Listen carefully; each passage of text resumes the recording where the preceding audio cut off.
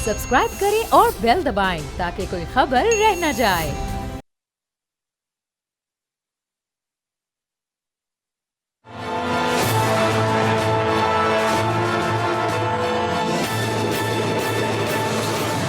अस्सलाम वालेकुम, मैं हूं अरबाब जहांगीर। आप देख रहे हैं प्रोग्राम तज्जिया। जैसे जैसे दुनिया भर में एनर्जी की डिमांड में मुसलसल इजाफा हो रहा है, बेशतर ममालिक बिजली पैदा करने के लिए मुख्तलिफ और सस्ते तरीके इस्तेमाल कर रहे हैं। आदाद-ओ-शुमार ये बताते हैं कि चंद ममालिक अभी भी ऐसे हैं जो अपनी तवानाई की ज़रूरियात का 80% फॉसिल फ्यूल्स यानी तेल, कुदरती गैस और कोयले से पूरा करते हैं। बाकी 20% ज़रूरियात nuclear, 5.8% hydro power, 2.8% wind power, solar, biofuel, लकड़ी और बायोगैस 10.8% से पूरी करते हैं। जबकि बिजली पैदा करने के लिए मुख्तलिफ सोर्सेज के इस इस्तेमाल को एनर्जी मिक्स कहा जाता है। पिछले 5 सालों में महंगे फॉसिल फ्यूल्स के इस्तेमाल से बिजली की पैदावार के बजाय काबिल तजदीद यानी रिन्यूएबल एनर्जी की तरफ एक बड़ा शिफ्ट देखने में आया है, जिसमें तकरीबन 2/3 सरमायाकारी रिन्यूएबल एनर्जी मिक्स में की जा रही है। आज इंटरनेशनल वर्ल्ड में पैदा होने वाली तवानाई का 5वां हिस्सा 165 गीगावाट सोलर, विंड और हाइड्रो पावर से आता है, जिसकी लागत इंतहाई कम है। चीन, भारत और अमेरिका रिन्यूएबल एनर्जी के इस इनकलाब की क़यादत कर रहे हैं, जो इस वक्त अपनी ज़रूरत का 2/3 हिस्सा रिन्यूएबल एनर्जी से हासिल कर रहे हैं, जबकि ज़्यादातर यूरोपीय ममालिक अपनी एनर्जी की ज़रूरियात का 20% से ज़्यादा हिस्सा रिन्यूएबल एनर्जी से पूरा कर रहे हैं। पाकिस्तान को इस वक्त रिन्यूएबल एनर्जी की दौड़ में पाकिस्तान बहुत पीछे दिखाई देता है, क्योंकि पाकिस्तान में तवानाई का सिर्फ 2% काबिल तजदीद ज़राए से आता है और 64% थर्मल फॉसिल फ्यूल, 27% हाइड्रो और 7% न्यूक्लियर से आता है। इस 64% की जरूरत को पूरा करने के लिए महंगे फ्यूल्स की इंपोर्ट पर इन्हिसार मुल्क की बीमार मईशत पर इस वक्त बहुत बड़ा बोझ है, जबकि इन फ्यूल्स के इस्तेमाल से खतरनाक कार्बन के अखराज में भी इजाफा होता जा रहा है, जिसकी वजह से पाकिस्तान शदीद क्लाइमेट चेंज का शिकार है। दुनिया भर के माहिरीन बिजली की प्रोडक्शन के लिए इस वक्त रिन्यूएबल एनर्जी के इस्तेमाल पर सबसे ज्यादा जोर दे रहे हैं। मुल्क में बरसों पहले शुरू होने वाला बिजली का बहरान खत्म होने के बजाय और ज्यादा भयानक हो गया है। अब बात यहां तक आ गई है कि मुल्की पावर सेक्टर का बोझ मुल्की खजाने पर इस कदर बढ़ चुका है कि मुल्की मईशत को इस्तेहकाम देने के लिए आलमी मालियाती इदारों और दोस्त ममालिक के कर्जों पर इन्हिसार के अलावा दूसरा और कोई रास्ता दिखाई नहीं देता। इस वक्त जब मैं आपसे बात कर रहा हूं तो मुल्क की तारीख में बिजली की कीमत अपनी बुलंद तरीन सतह पर मौजूद है और न जाने बिजली की बढ़ती हुई कीमत ने मजीद कितनी तरक्की करनी है, कितना ऊपर जाना है। मौजूदा हुकूमत ने माली साल 2024-25 का बजट IMF के साथ मिलकर बनाया ताकि गैर मुस्तहकम मुल्की मईशत को इस्तेहकाम देने के लिए IMF का बेल आउट पैकेज मिल सके। हुकूमत ने IMF के कहने पर बिजली की कीमतों में बेपनाह इजाफा किया। बिजली की कीमत में इजाफा असल में मुल्क में सबसे ज्यादा अपनी रोजी रोटी की जिद्दोजहद करने वाली आबादी के दर्द में मजीद इजाफा है। ब्लूमबर्ग की रिपोर्ट के मुताबिक 2021 से आज तक बिजली के टैरिफ में 155% का इजाफा किया जा चुका है और बहुत से घराने अब घर के किराए से ज्यादा अपना बिजली का बिल अदा कर रहे हैं। मौजूदा हुकूमत से लेकर माजी की तमाम हुकूमतें मुल्क की 24 करोड़ आबादी को सस्ता और साफ सुथरा बिजली का निजाम देने में मुकम्मल तौर पर नाकाम नजर आई हैं, जिसका नतीजा ये निकला है कि लोग कारोबार, सरमाया और सरमायाकार पाकिस्तान से बाहर जाना शुरू हो गए हैं। अगर हुकूमत को पावर सेक्टर के बाइस फंसे इस मौशी दलदल से निकलना है तो रवायती तरीकों से थोड़ा हटकर दूसरे तरीकों को अपनाना होगा और रिन्यूएबल एनर्जी इस दौड़ में एक अहम किरदार अदा कर सकती है। सोलर एनर्जी का सबसे पहला इस्तेमाल 1883 में अमेरिका के शहर न्यूयॉर्क में हुआ और तकरीबन 250 बरस पहले हुआ। दुनिया रिन्यूएबल एनर्जी की अहमियत बहुत पहले जान चुकी थी और आज ये हाल है कि अमेरिका में एक सोलर प्लेट $1 से भी कम कीमत पर दस्तयाब है। चीन में हाल ही में दुनिया के सबसे बड़े सोलर प्लांट का इफ्तिताह हुआ है, जो न्यूयॉर्क जितने बड़े शहर को सोलर एनर्जी से पैदा होने वाली बिजली फराहम कर सकता है। पाकिस्तान में 2013 में सोलर पैनल्स लगाने का रिवाज शुरू हुआ। आलमी बैंक की एक रिपोर्ट के मुताबिक पाकिस्तान सोलर एनर्जी के जरिए डैम से ज्यादा बिजली बना सकता है। इस तरह अरबों रुपए बचाए जा सकते हैं। आलमी बैंक की रिपोर्ट के मुताबिक पाकिस्तान 44 गीगावाट सोलर एनर्जी पैदा करने की सलाहियत रखता है। इस वक्त पाकिस्तान का सोलर से एनर्जी पैदा करने वाले मुल्कों में नंबर 44वां है, जबकि जोग्राफियाई लोकेशन के मुताबिक पाकिस्तान का 10वां नंबर होना चाहिए। आदाद-ओ-शुमार ये बताते हैं कि पाकिस्तान में गुज़िश्ता 5-6 सालों में सोलर एनर्जी पर मुंतकिल होने वालों की तादाद में 3 गुना इजाफा हुआ है। सिर्फ 2 साल में सोलर एनर्जी सार्फिन की तादाद 50,000 से बढ़कर 1 लाख हो गई है। सरकारी और गैर सरकारी सेक्टर इस वक्त 2000 मेगावाट सोलर एनर्जी इस्तेमाल कर रहे हैं और इस वक्त 8000 मेगावाट के सोलर पैनल्स दरामद किए जा चुके हैं। एक अंदाजे के मुताबिक 2030 में ये तादाद 10,000 मेगावाट तक पहुंच जाएगी। लेकिन ये सब होगा कैसे? हुकूमत को रिन्यूएबल एनर्जी पर कितना फोकस और कितनी सरमायाकारी करने की जरूरत है, इस पूरी सूरत-ए-हाल पर हम बात करेंगे। हमारे साथ इस वक्त मौजूद हैं एनर्जी एक्सपर्ट मोहम्मद आरिफ साहब। आरिफ साहब, बहुत शुक्रिया प्रोग्राम के लिए, आपने वक्त निकाला। अब ये बताइएगा कि जो ऑप्शन है रिन्यूएबल एनर्जी का, इस पर अगर हुकूमत को जाना है, कितनी इन्वेस्टमेंट हुकूमत को चाहिए होगी, कितना सरमाया हुकूमत को दरकार होगा और फिर इसमें वक्त कितना लगेगा, मुद्दत कितनी चाहिए होगी इसमें? रिन्यूएबल की जब हम बात करते हैं तो हम एसेंशियली जो इजीली डूएबल है वो है सोलर की जो आपके पैनल्स हैं ऑलरेडी मुल्क के अंदर इंपोर्ट हुए हैं, वो आपकी मुल्क की टोटल जो पावर की रिक्वायरमेंट है उससे ज़्यादा कैपेसिटी के ऑलरेडी मुल्क के अंदर पड़े हुए हैं। दूसरी तरफ मतलब एक तरफ कहते हैं कि ये रिन्यूएबल पे फोकस करना है, दूसरी तरफ रिन्यूएबल को डिस्करेज किया जा रहा है। अगर लगवाना है तो वो जो ऑलरेडी इंपोर्ट हुए हैं फर्दर कोई इंपोर्ट करने की ज़रूरत नहीं है। Investment foreign currency exchange already spend है, जो भी जिन भी लोगों ने इंपोर्ट किए हुए आफ्टर ऑल जो फॉरेन एक्सचेंज है वो मुल्क की हुई है। सो अगर ये करना है तो इसके लिए तो और मतलब फर्दर इन्वेस्टमेंट की ज़रूरत नहीं है, वो just simply allow them and enable them to move ahead और ये गारंटी दे दे कि जो भी लगाएगा उसको पेनलाइज नहीं किया जाएगा और उनको मुनासिब नेट मीटरिंग पे एक मुनासिब जो है रिवर्स फ्लो का जो है ना मुनासिब रेट दिया जाएगा। मतलब that is as simple as मतलब एज दैट। इससे अलग मतलब नीयत ही नहीं बन रही। मैं मतलब मुझे जो परेशानी है कि गवर्नमेंट को बिल्कुल जो है ना वो इस चीज़ का एहसास ही नहीं है कि ये कितने सीरियस एनर्जी के क्राइसिस हैं, यू नो फाइनेंशियली कितना मुश्किल हो गया है कंज्यूमर्स को सरवाइव करना, और लेकिन जो है यहाँ पे कोई प्लान ही सीधा नहीं हो रहा। तो आरिफ साहब ये बताएं कि 64% इस वक्त जो बिजली फॉसिल फ्यूल्स पर उसका इन्हिसार है, अगर इस 64% को एक साथ शिफ्ट होना है तो ये मुमकिन हो सकेगा या फिर ये आहिस्ता आहिस्ता रिन्यूएबल बिजली पर ही जाएगा, पहले 10%, फिर 20%, फिर 25%, ये मुमकिन कैसे होगा? सर ये मुकम्मल तौर पर मुमकिन है। बात असल में ये है कि जब तक आप कंजम्पशन जब तक आप डिमांड नहीं बढ़ाते उस वक्त तक तो ये और एडिशनल कैपेसिटी लगाने का फ़ायदा ही को नहीं है। और डिमांड बढ़ेगी अगर आपने टैरिफ रैशनलाइज किया, टैरिफ को कम किया, ठीक है। जब तक आप टैरिफ कम नहीं करते लोगों की कैपेसिटी पे करने की है ही नहीं है। और वो बेशक आप लोगों ने अगर आपने खुद भी अपने घर में भी आप देखिएगा, ज़रा रिफ्लेक्ट कीजिएगा कि मतलब हर बंदा घर का वो यही कह रहा है कि यार ये एक्स्ट्रा बल्ब बंद करें, एक्स्ट्रा पंखा बंद करें, इसलिए कि उसकी कंजम्पशन मतलब इस वजह से क्योंकि रेट बहुत ज़्यादा है और कंजम्पशन ऑटोमेटिकली कम हो रही है। अगर रेट को रैशनलाइज करेंगे तो एडिशनल कैपेसिटी की तब ज़रूरत आएगी। अदरवाइज जो ऑलरेडी इंस्टॉल कैपेसिटी है जिनको आपने कैपेसिटी चार्जेस देने ही देने हैं, मैं ये समझता हूँ कि गवर्नमेंट को 1 रुपया भी अपनी जेब से फर्दर कैपिटल इन्वेस्टमेंट का नहीं लगाना चाहिए, बल्कि वो जो कैपेसिटी ऑलरेडी लगी है कैपेसिटी पेमेंट जो दे रहे हैं वहाँ से डिस्पैच कराएं ज़्यादा से ज़्यादा यूनिट्स, ताकि उसकी जो एवरेज कॉस्ट है वो कम हो सके। तो आरिफ साहब बताइए कि टैरिफ में इससे कितनी कमी आ जाएगी, जो जनरेशन कॉस्ट है या कॉस्ट ऑफ इलेक्ट्रिसिटी है वो इससे कितनी कम हो जाएगी, चूंकि जो इस वक्त पेमेंट्स का इशू है कैपेसिटी पेमेंट्स का वो तो अपनी जगह पर बरकरार रहेगा, उससे तो कोई फ़र्क नहीं पड़ने वाला इससे। देखिए जनरेशन कास्ट में एवरेज फ़र्क आएगा। फॉर एग्जांपल जनरेशन कास्ट के अंदर आप ये कह दें कि कमोडिटी कास्ट है, जो कमोडिटी कास्ट है वो अगर आज अगर 25 रुपये है तो मतलब वो 25 ही रहेगी, ठीक है, या 26 हो जाएगी, 30 हो जाएगी, 22 हो जाएगी, वो उसकी फ्यूल कास्ट के साथ लिंक है। लेकिन जो कैपेसिटी चार्जेस हैं वो एक ऐसा है वो फिक्स है, इन एनी केस आपको देने हैं। सो कमोडिटी कास्ट जो है उसका ये चक्कर है कि कमोडिटी कास्ट आप अगर कोई ख़ास एक सिस्टम, एक जिसको कहते हैं ना फिस्कल सिस्टम डिज़ाइन करें, कंज्यूमर को इंसेंटिव दें कि उनकी जो एवरेज, और ये बात मैं काफ़ी दफ़ा कह चुका हूँ कि सेम पीरियड लास्ट ईयर में जो average number of unit consume करते थे अगर उससे ज़्यादा कंज्यूम करेंगे तो उनको कैपेसिटी चार्ज वाला कंपोनेंट उन यूनिट पे अप्लाई नहीं होगा, सिर्फ कमोडिटी चार्ज अप्लाई होगा। अगर ये हो जाए मतलब एक यूनिट एडिशनल 25 या 26 रुपये में अगर मिलनी शुरू हो जाए कंज्यूमर्स को, और ख़ासकर इंडस्ट्रियल सेक्टर को, एक्सपोर्ट ओरिएंटेड इंडस्ट्री जो है उसको, तो मैं ये समझता हूँ कि इससे हमारी इकानमी चल पड़ेगी, इससे बहुत फ़र्क पड़ेगा। अब ये जो कैलकुलेशन है यकीन माने इस पे आप तो बड़ी स्पेसिफिक परसेंटेज की बात कर रहे हैं। मेरा नहीं ख्याल कि जी हमारा इतना मैस क्रिएट हो चुका है इस प्राइसिंग और टैरिफ के अंदर कि कोई भी एक्सपर्ट जो है वो आपको एग्जैक्ट परसेंटेज अगर बता सके।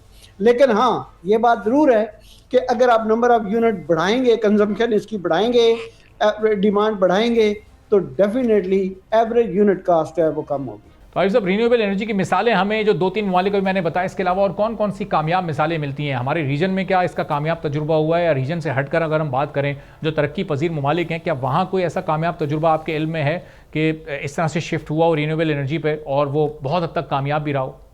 हम इतने ब्लेस्ड कंट्री हैं, यकीन माने कि हमारे मुल्क का वेदर इतना ये सोलर के लिए या इवन विंड के लिए इतना कंड्यूसिव है कि हमारे यहाँ तो मैक्सिमम सनशाइन रहती है। वो मुल्क आप देख लें, जर्मनी, यूके, यूरोपियन कंट्रीज हैं, उसमें साल के ज़्यादा महीने जो है या ज़्यादा दिन जो हैं उसमें तो उनका वेदर ही ऐसा वो होता है कि जिसमें सूरज निकलता ही नहीं है।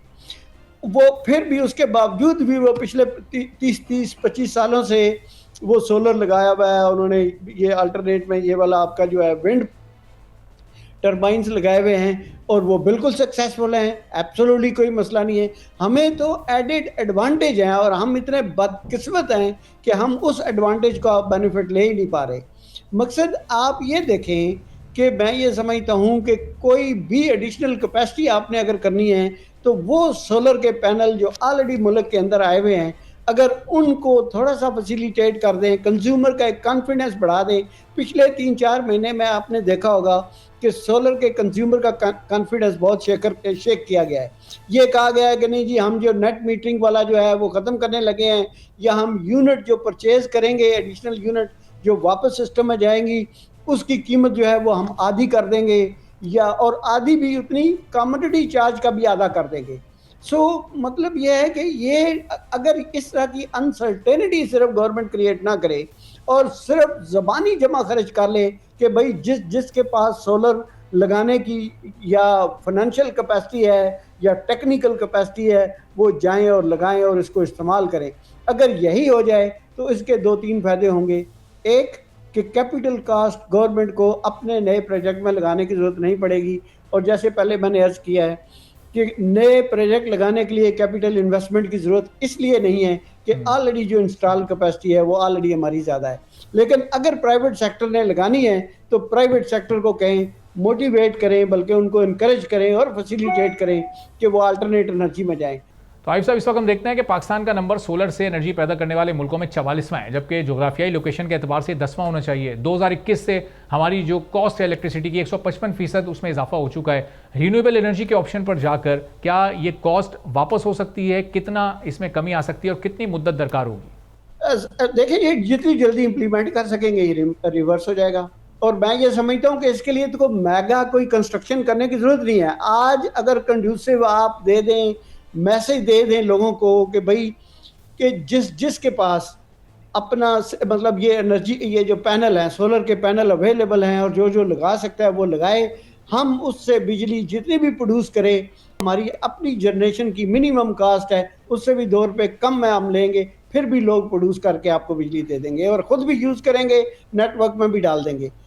ये तो लेस देन 3 मंथ हो सकता है अगर विल हो तो। अनफॉर्चुनेटली आज मैं सुन रहा था अवैस लगारी साहब की जो प्रेस कॉन्फ्रेंस प्रॉबेबली वो मुल्तान में कर रहे थे और इतनी डिसअपॉइंटिंग थी कि वो कोई भी कंज्यूमर को कोई भी होप नहीं दे रहे।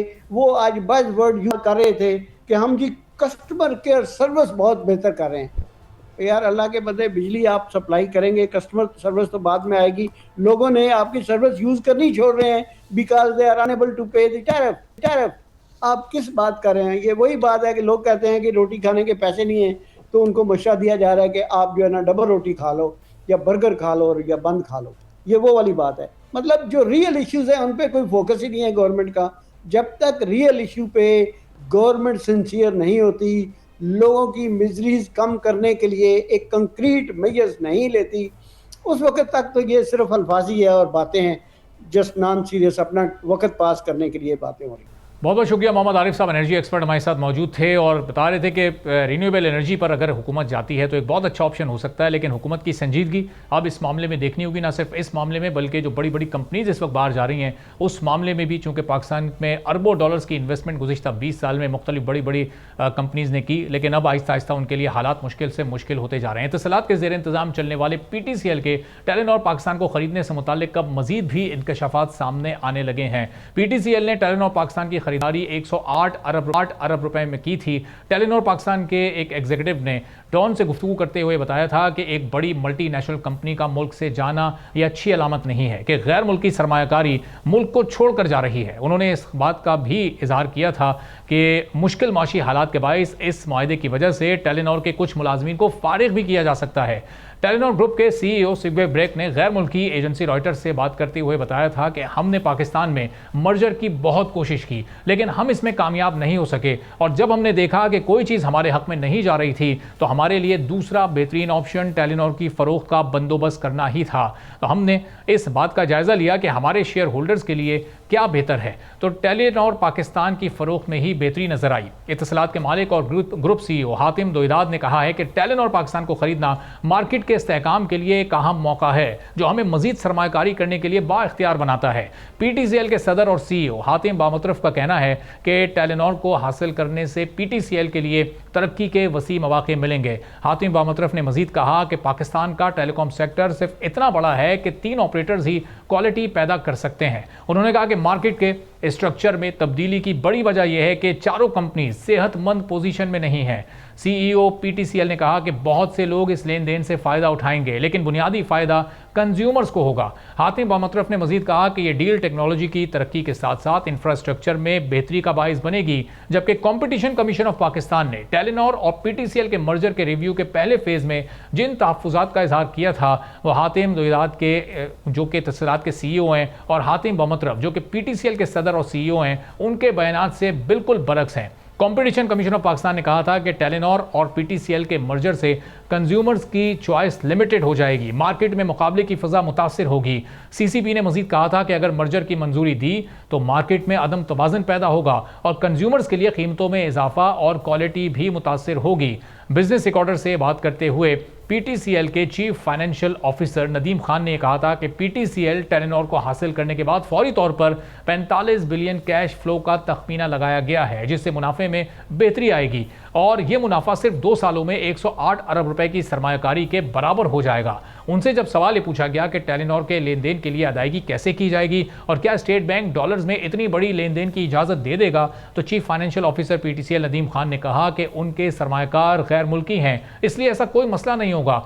बैरून मुल्क फाइनेंसर्स इस खरीदारी में मदद करेंगे। अब PTCL के chief financial officer Nadeem Khan कह रहे हैं कि सरमायाकार गैर मुल्की हैं जो इस खरीदारी में मदद करेंगे, लेकिन एक खबर के मुताबिक PTCL ने ये इतनी बड़ी डील करने के लिए एक बड़ा कर्ज हासिल किया है। PTCL ने टेलीनॉर को खरीदने के लिए आलमी बैंक के सरमायाकारी के इदारे इंटरनेशनल फाइनेंस कॉरपोरेशन से $400 मिलियन का कर्जा हासिल किया है और इन $400 मिलियन के अलावा PTCL ने मजीद $500 मिलियन का कर्जा सिर्फ नेटवर्क्स को मुस्तहकम करने के लिए हासिल करने का प्लान बनाया हुआ है। अब यहां पर एक अहम सवाल यह पैदा होता है कि इत्तसालात और PTCL क्यों इस डील को करना चाह रहे हैं, जबकि CCP भी अपने खदशात जाहिर कर चुका है और इतने बड़े कर्ज को आखिर सरमायाकारी क्यों बताया जा रहा है। पूरी सूरत पर बात करने के लिए इस वक्त Pakistan institute of development economics से हमारे साथ डॉक्टर नदीमुल हक साहब मौजूद हैं, हमारे माशियात में। डॉक्टर साहब बहुत शुक्रिया प्रोग्राम के लिए आपने वक्त निकाला। हम देख रहे हैं बड़ी बड़ी कंपनीज इस वक्त पाकिस्तान से बाहर जा रही हैं।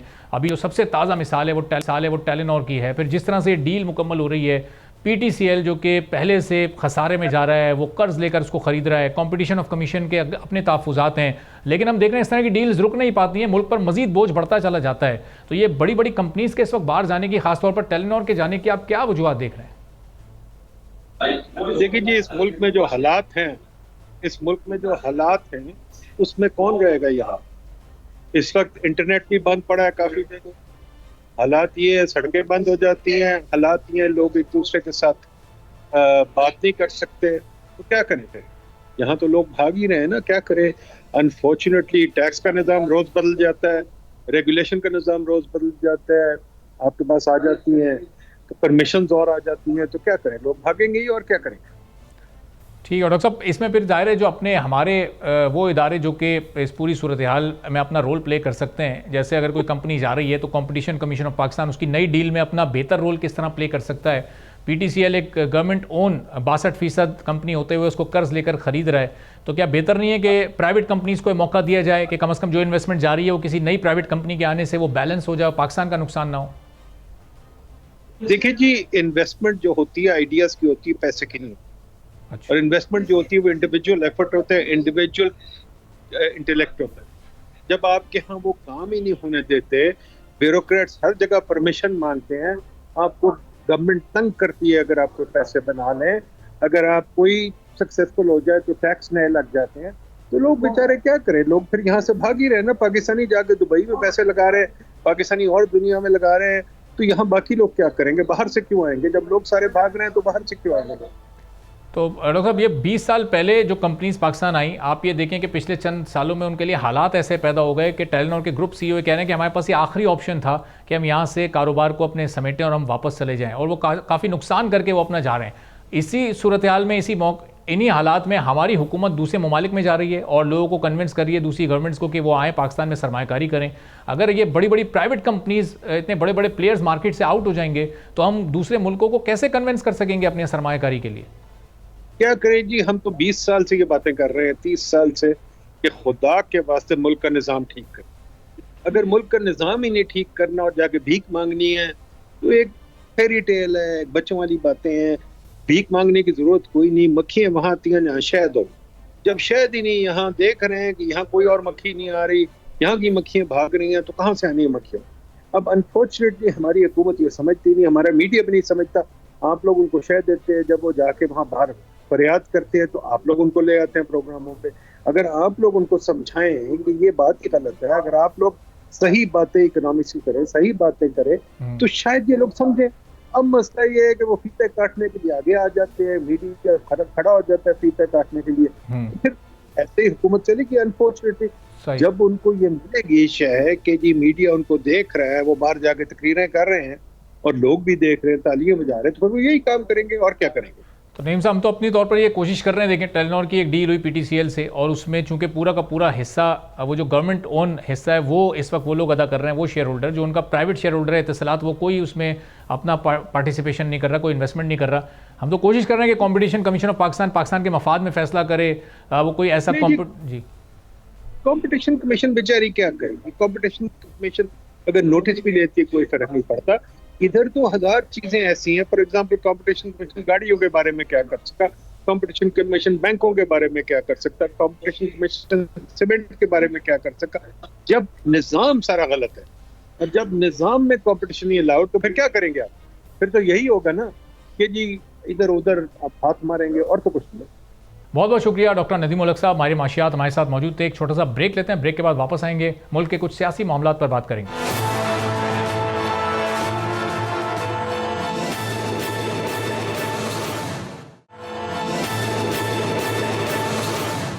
एक बार फिर प्रोग्राम में आपको खुशामदीद कहेंगे। और इस वीकेंड पर काफ़ी अहम सियासी मुलाकातें हुई। मौलाना फजलुर रहमान साहब मिले जाकर सदर आसिफ अली जरदारी से, और उस मुलाकात को इस पूरी सियासी तनाजुर में, सियासी सूरत हाल में बड़ा अहम समझा जा रहा था। और फिर इसके साथ साथ जो जमात इस्लामी का एक एग्रीमेंट हुआ था हुकूमत के साथ, उस पर भी कहाँ तक पेशरफ पहुँची है हमने बात करनी थी। लेकिन ज़ाहिर गुज़िश्ता रात एक बहुत ही अफसोसनाक वाक़या हुआ जब एक बार फिर तकरीबकार मंजर आम पर आए। उन्होंने अमन व अमान को ख़राब करने की कोशिश की, लेकिन हमारी फोर्सेज़ ने भरपूर तरीके से उनको मुँह तोड़ जवाब देते हुए 21 दहशतगर्दों को जहन्नुम वासिल किया। और इस पूरी कार्रवाई में हमारे 14 जवान भी जाम शहादत नोश कर गए, और अल्लाह पाक उनके दर्जात को बुलंद फरमाए। तो अब ये जो मुस्तकिल बुनियादों पर हमारे मुल्क में, ख़ासतौर पर बलूचिस्तान में, अमन व अमान को ख़राब करने की कोशिश है दुश्मन क़ुव्वतों की, उसको मुकम्मल कामयाबी के साथ हमारी फोर्सेज नाकाम बना रही हैं। इस सिलसिले में ये अचानक से तेज़ी क्यों आई है, और अब इस पर कैसे कंट्रोल किया जा सकता है, जो सियासी मामलात हैं उस पर भी हम डिस्कशन करेंगे। लेकिन अपने मेहमानों से पहले उनकी इस पूरी सूरत हाल पर राय ले लेते हैं। कैसर शरीफ साहब मरकज़ी तर्जुमान जमात इस्लामी के हमारे साथ मौजूद हैं। कादिर खान मंदुखेल साहब पाकिस्तान पीपल्स पार्टी के सीनियर रहनुमा हमारे साथ मौजूद हैं। दोनों अपनी अपनी जमातों के सीनियर रहनुमाओं को खुशामदीद कहते हैं। कैसर शरीफ साहब, पहले आप इस पर कमेंट कर दीजिएगा। ज़ाहिर है हमारी फोर्सेज ने बड़ी भरपूर कार्रवाई की है और एक बार फिर दुश्मन को मुँह तोड़ जवाब दिया है। और ये बार बार हम देखते हैं कि ये एक ऐसा बैरूनी हाथ है जो हमारे मुल्क में अमन व अमान को, सुकून को बर्दाश्त नहीं कर सकता और हर बार ये मुंह की खाता है। बिस्मिल्लाहिर्रहमानिर्रहीम। सबसे पहले तो हम इसकी मज़म्मत करते हैं, ये काबिल अफ़सोस है। और जहाँ तक हमारे जवानों का ताल्लुक़ है जिन्होंने अपनी जानों का नजराना पेश किया है, अल्लाह ताला उनके दर्जात बुलंद करे, उनके घर वालों को सब्र जमील दे। और हम ये समझते हैं कि ये जो नौजवान है जो अपनी ज़िंदगी निछावर करते हैं अपने मुल्क के लिए, ये पूरी कौम का जो है वो माथे का झूमर हैं ये शोहदा। और हम ये भी इस हवाले से समझते हैं कि इस तरह की कोई भी जो साजिश है हमारे मुल्क का अमन तबाह करने की, हमारे मुल्क को कमज़ोर करने की, उसको हमारी कौम और हमारी फोर्सेस जो हैं वो कामयाब इंशाल्लाह नहीं होने देंगी। और इस तरह के वाक़यात की जितनी भी मज़म्मत की जाए, जितना भी इस पे जो है अफसोस का इजहार किया जाए वो कम है। लेकिन हम उन शहदा को सलाम पेश करते हैं जो अपनी जानें निछावर करते हैं हम सब की हिफाजत के लिए, अपनी मुल्क और कौम की हिफाजत के लिए। और हम ये उम्मीद करते हैं अपनी हुकूमत से, अपनी इदारों से कि इस पर कोई ऐसे ठोस इक़दामात जो हैं वो उठाए जाएँ ताकि इस तरह की साजिश करने की किसी को जुर्रत ना हो। सही। और कादिर मंदुगल साहब, एक बड़ा ही टारगेटेड ऑपरेशन था आज़म इस्तेहकाम, अभी उसका कुछ ही दिन पहले उसको की अनाउंसमेंट हुई और बहुत कामयाबी के साथ अभी वो चल रहा है। लेकिन ये इस तरह की कार्रवाइयाँ के बसों को रोक रोक कर और उसमें फिर लोगों की जानें लेना, क्या ये उसके रिएक्शन के तौर पर ये हालात ख़राब करने की कोशिश है?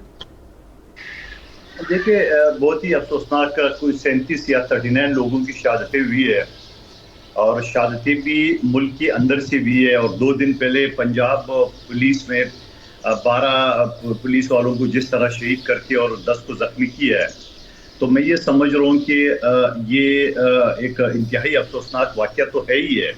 लेकिन क्या बात है कि पिछले 77 साल से ये दहशतगर्दों को जो मुल्क के अंदर है उसको ख़त्म करने में हम कामयाब नहीं हुए हैं। सवाल ये, क्या हमारी ये इंटेलिजेंस फेलियर है? क्या हमारे अंदर से लोग मिले हुए हैं? क्या इसकी पुष्टपनाही अंदर से हो रही है और कौन लोग कर रहे हैं?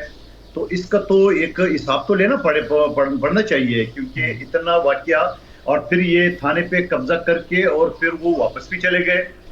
डाकू ने 12 लोगों को शहीद करके वापस भी महफूज मकाम पे चले गए। तो ये पाकिस्तान में कौन सी महफूज मकाम है जहां हमें खबर नहीं होती है? नंबर 1 बात।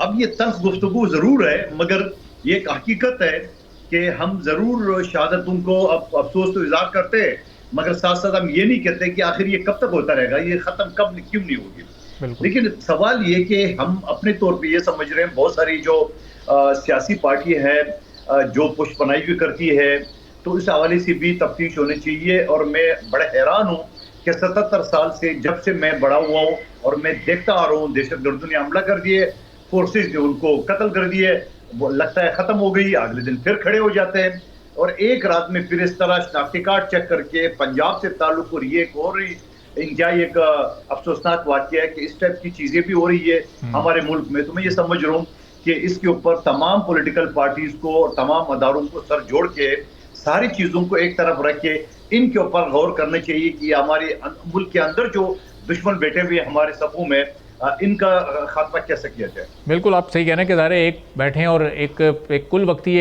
इसका एक ठोस एक ऐसा लाहेअमल तैयार किया जाए कि ये मामला हमेशा के लिए ख़त्म हो। तो कैसर साहब, ज़ाहिर है जब भी कोई इस तरह की बड़ी ख़बर या कोई ऐसा वाक़या होता है तो जो वो पिछले वाक़यात और पिछला एक सिलसिला होता है उस पर से थोड़ी तवज्जो कम हो जाती है। कोई 18-19 दिन पहले आप लोगों का एक एग्रीमेंट हुआ हुकूमत के साथ, अब तो उसकी मुद्दत भी ख़त्म होने जा रही है। कितनी मीटिंग्स अब तक हो चुकी हैं? क्या कुछ उसमें पेशरफ्त हो चुकी है? वो टास्क फोर्स कहाँ तक गई है? उसने आप लोगों को कितनी रिपोर्ट पेश की है? क्या उस सिलसिले में अपडेट्स हैं? देखिए, वो हमारा जो मुआहदा है वो 45 दिन के अंदर हुकूमत ने इक़दामात उठाने थे और हम एक एक दिन जो है उसको काउंट कर रहे हैं। काउंटडाउन जो है वो स्टार्ट है। उसके साथ साथ हमारी जो इस हवाले से पब्लिक अवेयरनेस और प्रेशर वाली जो पूरी कैंपेन है वो भी जारी है। इसी सिलसिले में परसों पूरे मुल्क में पुरअमन शटर डाउन हड़ताल जो है वो जमात इस्लामी के अमीर हाफिज़ नईमुर रहमान साहब ने अपील की है, जिस पर बहुत बड़ी तादाद में ताजर बरादरी ने, सनतकारों ने उसकी हमायत की है। तो मैं ये समझता हूँ कि हमारी एफर्ट और हमारी जद्दोजहद जो है वो जारी है, और हुकूमत के कोर्ट में ये बाल है, जितनी जल्दी वो इन मुतालबात को अपने वादे के मुताबिक पूरा करेगी उतना ही उनके लिए अच्छा है और उतना ही अवाम के लिए अच्छा है। चले मैं वापस ज़रा आपकी तरफ आता हूँ, ज़रा कादिर साहब की इस पर राय जानूँ। तो कादिर साहब, जब ये एग्रीमेंट तय पाया और उस वक्त जो खिताबात उस एग्रीमेंट के बाद चल रहे थे, तो उसी वक्त हम देख रहे थे कोई ₹2.5 कीमत उस वक्त इजाफा हुआ बिजली की। फिर हमने पिछले कोई 2 हफ्तों में 2-3 बार तो बिजली की कीमत में इजाफा होते देखा ही है। आपको कादिर साहब हुकूमत की संजीदगी कितनी नज़र आ रही है, ये जो एग्रीमेंट हुआ है, या इस एग्रीमेंट से बड़े पर्सपेक्टिव में भी अगर देखें ओवरऑल ये मसाइल तो हुकूमत को हल करनी है ना, तो ये 45 दिन का जो वक्त है इसमें से कोई 14, 15, 16 दिन तो गुजर ही गए, या 28-29 दिन में हुकूमत के बस में है ये सब कुछ मुमकिन बनाना? देखिए, मेरे ख्याल में इशू तो बड़ा अच्छा है जो जमात इस्लामी ने उठाया था, मगर मेरे ख्याल में ये जमात इस्लामी के गले में पड़ गया इशू, क्योंकि जिस वक्त हाफिज नईम साहब ने ऐलान किया था कि हम यहाँ से मुतालबात मनवा के उठेंगे, तो 10 दिन बैठे, मनवाना तो दूर की बात है, वो तो ₹2.56 उसी दिन मुआहदे वाले दिन हुकूमत ने बढ़ा दिया है। और अभी 2 दिन पहले के इलेक्ट्रिक का ₹3.07 या 87 मजीद दरखास्तों ने दी है। और फिर मैं ये समझ रहा हूँ कि ये मुआहदा नाकाम इस वजह से होगा, चलो 1.5 महीने का टाइम तो हुकूमत को मिल गया, क्योंकि IPP ज़्यादातर शहबाज शरीफ साहब का बेटा सलमान शरीफ और उनके दोस्तों की है। ये सारी लॉलीपॉप है, कुछ नहीं होना है। आप ये करें, हुकूमत ने पहले 50 अरब दिए कि बिजली का बिल क्या अफगानिस्तान की हुकूमत ने बढ़ाई? क्या ये जो IPPs को पैसे दे रही है ये कोई हिंदुस्तान की हुकूमत दे रही है? तो ये किसको भी बेवकूफ बनाए जा रहे हैं कि खुद ही बिजली का बिल बढ़ा दिए, फिर कहते 50 अरब दे दिए। ये तो वो वाला हिसाब, वो सेल नहीं होता है कि कंबल सेल पे लगा हुआ था 2000 का 50% आजार का, जबकि कंबल की कीमत 500 भी नहीं होता है। एक मिसाल दे रहा हूँ। तो सवाल ये कि ये बेचारे जमात इस्लामी वाले जो है ना, वो जारी बात है उन्होंने भी सियासत करना है, अपने लोगों को मोबिलाइज करना है। मैं ये समझ रहा हूँ कि इन्होंने इस डील की वजह से, हुकूमत की मुआहदे की वजह से आवाम को 1.5 महीना मजीद तकलीफ में धकेल दी है, क्योंकि अगर ये नहीं उठते धरने से तो शायद हुकूमत कम करते, तो 1.5 महीने तो ये बोझ तो वैसे बढ़ गया।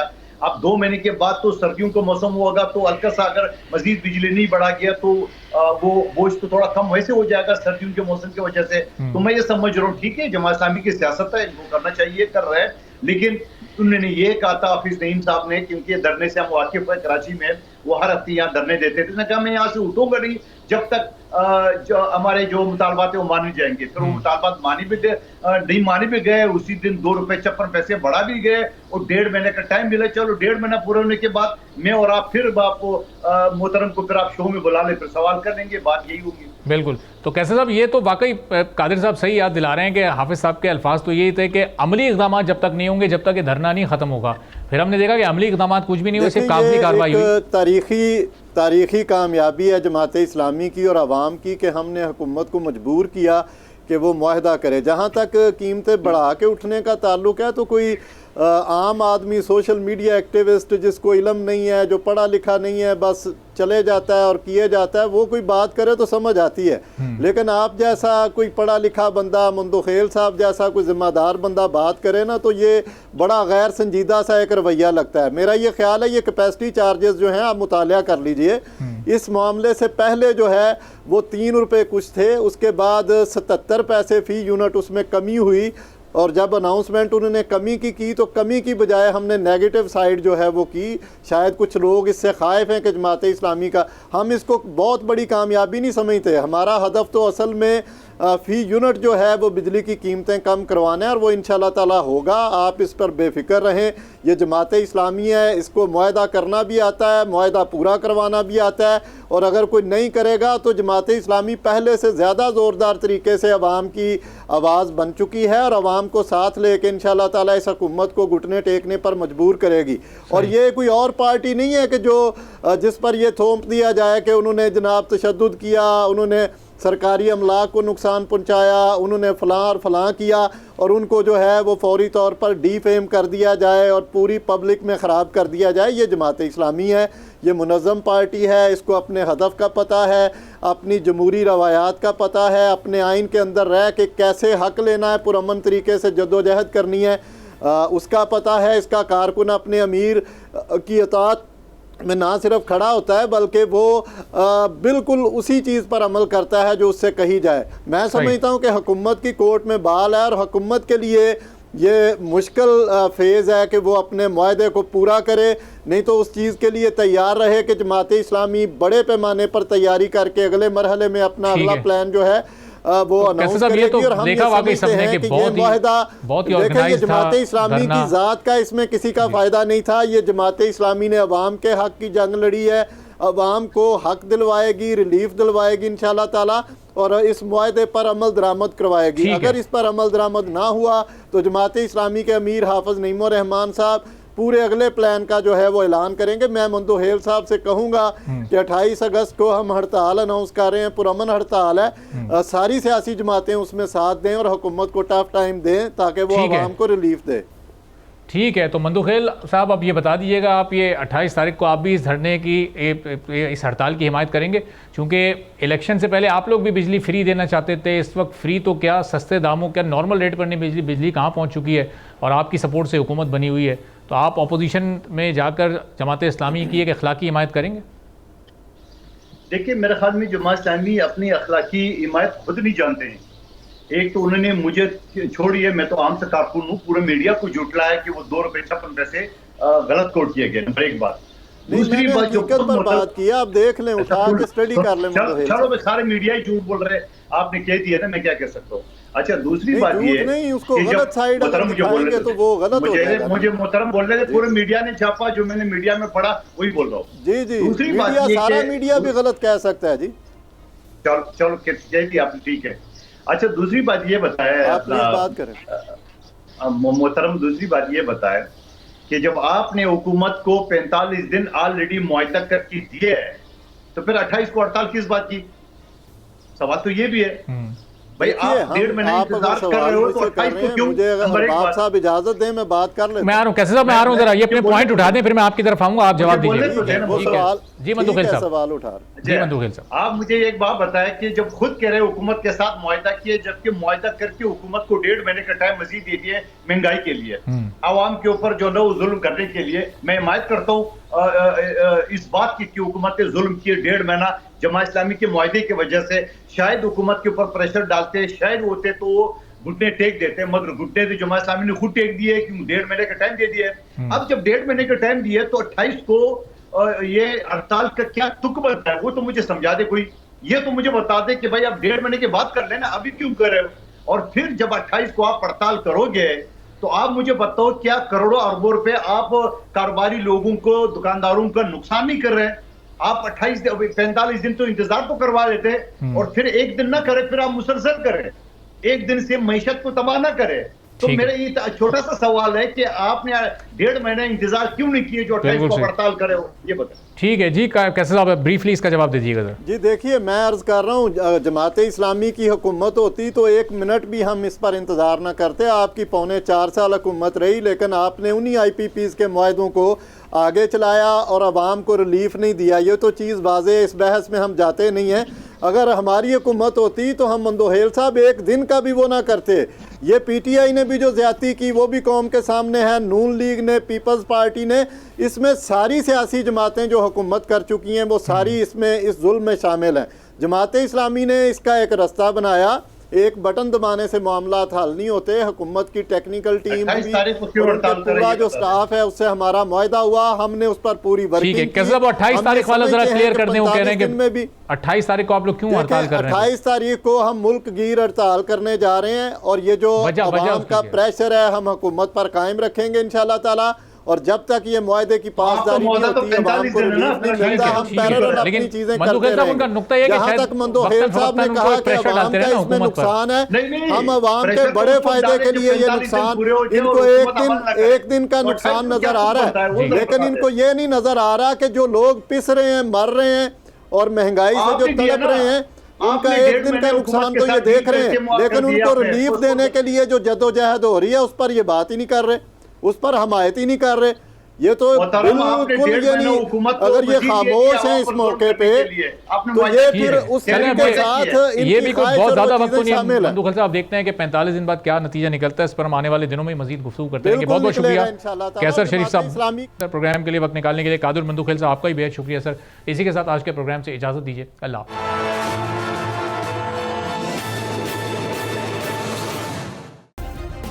सब्सक्राइब करें और बेल दबाएं ताकि कोई खबर रह न जाए।